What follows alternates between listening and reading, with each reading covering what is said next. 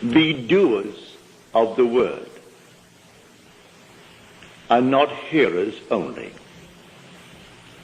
For he who is a hearer and not a doer is like a man who observes his natural face in a mirror, then goes his way and at once forgets what he is like.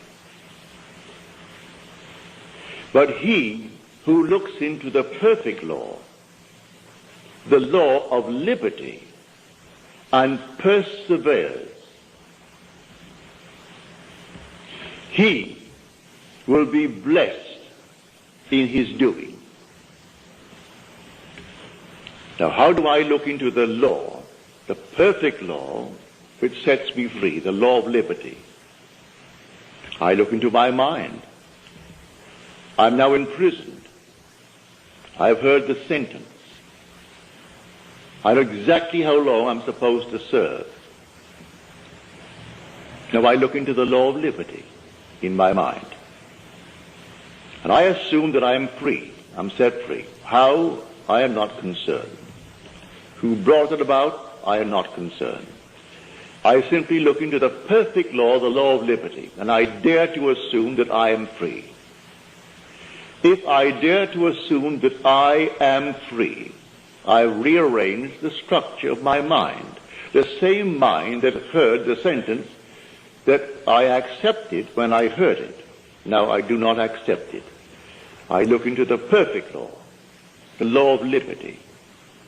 And if, as I'm told in Scripture, I persevere, then I will actually receive that which I am doing.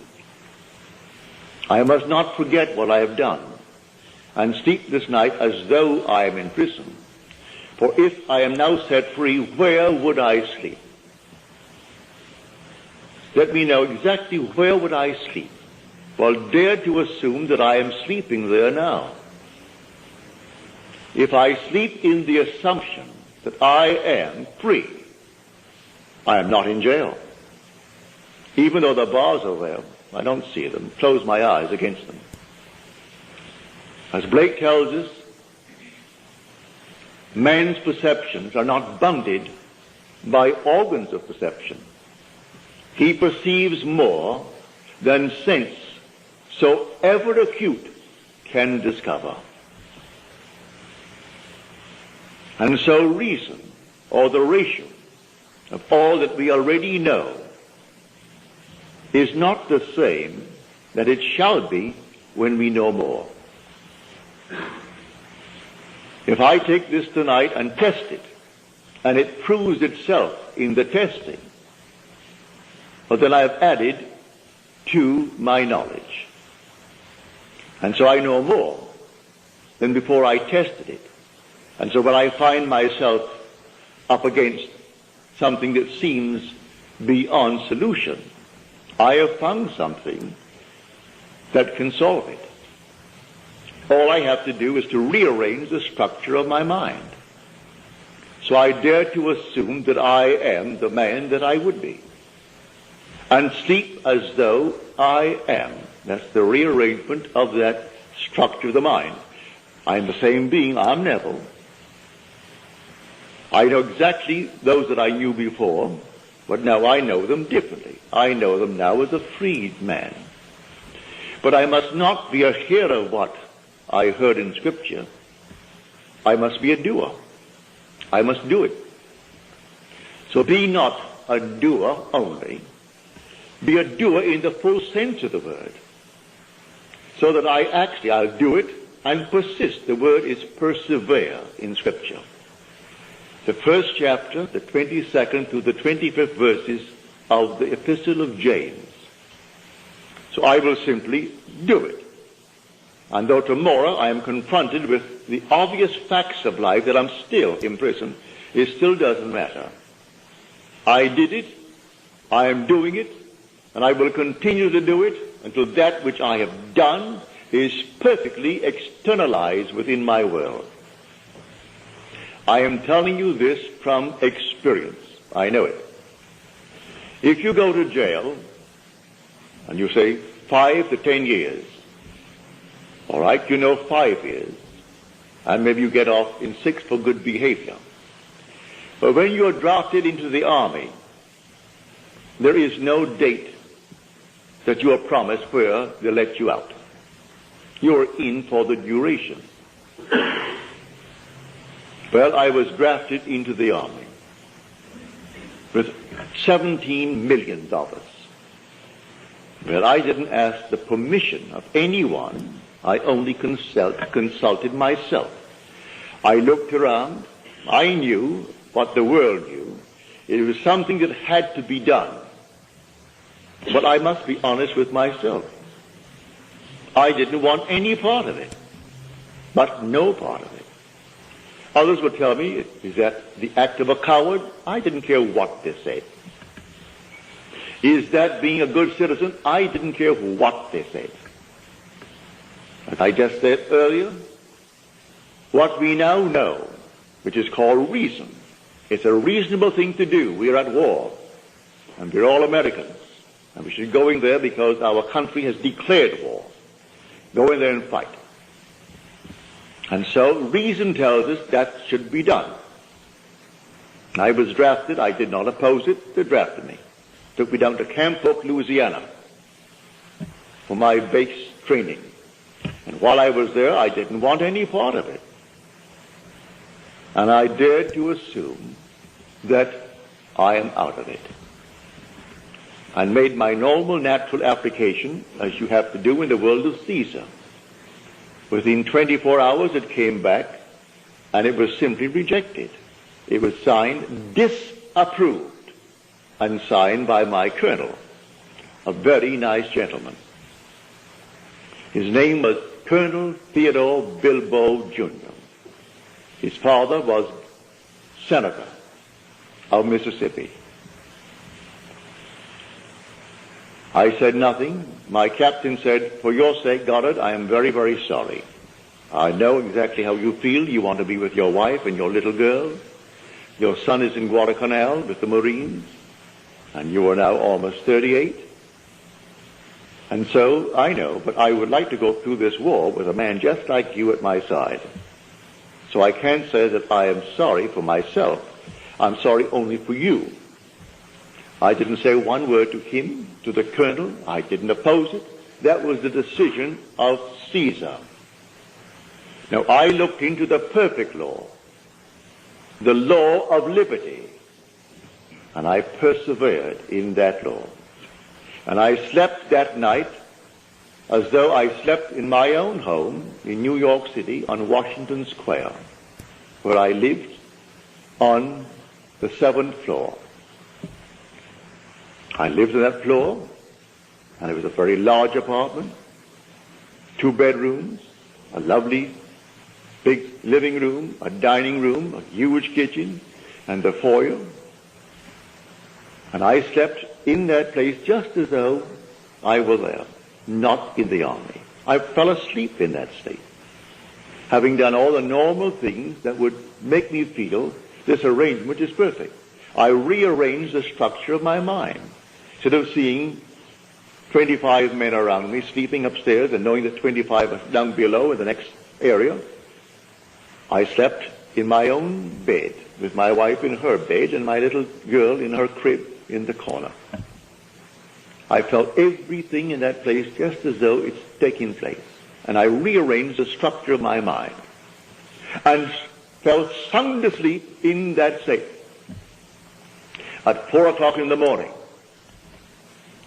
here comes a sheet of paper before my eyes, and a hand from here down with a pen in its hand, and the pen scratched out the word disapproved, and it wrote in a bold script, approved.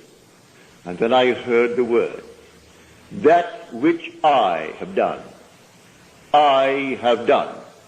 do nothing. And then I woke. It was too early to disturb the 25 other fellows sleeping there. But I waited until the very first moment that I could leave that room. Went down to the latrine and shaved and bathed early, and came up filled with the glow that the whole thing was done. All right, I walked in that assumption for the next 9 days. 9 days later, the same colonel that disapproved my request called me in. He said, "Close the door, Goddard." So I closed the door. He said, "Take a seat." Well, he never asked me to take a seat in his presence before. I was a private. He always stood in his presence. He said, "Take a seat." And then he gave me all the reasons in the world why I should still be in the army. He said, "You still want to get out?" I said, "Yes, sir." Give me another reason. "You still want to get out?" I said, "Yes, sir." Another one. When he exhausted all the reasons why I should be in the army, and I'm still saying, "Yes, sir," he said, "All right, bring me another application, have your captain sign it," which I did. That day I was honorably discharged and out of the army. I didn't run away. I was honorably discharged. When vision breaks forth into speech, the presence of deity is there. And who can oppose God? He says, "That which I have done, I have done. Do nothing." So he thought he initiated the urge to let me go free. I looked into the perfect law, the law of liberty, and I persevered in that law. And he played his part, for I rearranged the structure of my mind. I was convinced I wanted out. And I didn't ask anyone's permission. I did not discuss it with one as to why I should want out when 17 million men are being drafted, plus numberless girls, to make a tremendous effort against this monstrous thing that was in Europe. I still wanted out. I did not take anyone into my confidence as to why I wanted out. I had my 13 weeks basic training, and then when I came out, they gave me my citizenship papers and became, I could have been, back in 1922, I could have been an American, but I just didn't have the time or the urge to get around to it, to become a citizen. So I drifted on and drifted on and drifted on, and finally, after this little episode, that's why I went into the army. For I would still be drifting through and being a citizen of Britain. But now I am an American by adoption. And they gave it to me because I did fulfill a 13-week training course in the American Army. So I tell you, I know from experience how true this statement in James is. Read it carefully. Be doers of the word, and not hearers only, deceiving yourself. For he who is a hearer of the word and not a doer, he is like one who looks into the mirror and sees his natural face, and then he goes away and at once forgets what he looks like. But he who is a doer, he looks into the perfect law, the law of liberty, and perseveres. And when he does that, he is blessed in his doing. That is, acting, making the thing become alive within you. Now he tells us in the same chapter, faith without works is dead. As the body, apart from the spirit, is dead, so faith without works is dead. He is not proposing that I substitute works for faith. Works are the evidence whether the faith I profess is alive or dead. I say I believe the story of Scripture. Well then, if I believe it, then do it. Said, whatever you desire, believe you have received, and you shall. Well, if I really believe that, I can't say I believe by quoting the Apostles' Creed. That's not belief. Going to church and genuflecting before some man-made little cross, that's not Scripture. Do you really believe the doctrines, the teachings of Scripture? Not the traditions of men, not the rituals, not the outer ceremonies, but the teachings of Scripture. When you pray, believe that you have received and you will. And all things are possible to him who believes. But do I believe that? Well, then believe it. If I really believed I am out of the army, what and where would I be? Well, I would be at home, in my place, 1,000 miles away on Washington Square. If I looked through the window, I would see the Holly Apartments. If I looked to the left, I would see Washington Square. If I looked to the right, I would see 6th Avenue. It's now called the Avenue of the Americas. But then, and still is to me, raised as I was there, it's still 6th Avenue to me. And there I would look at 6th Avenue.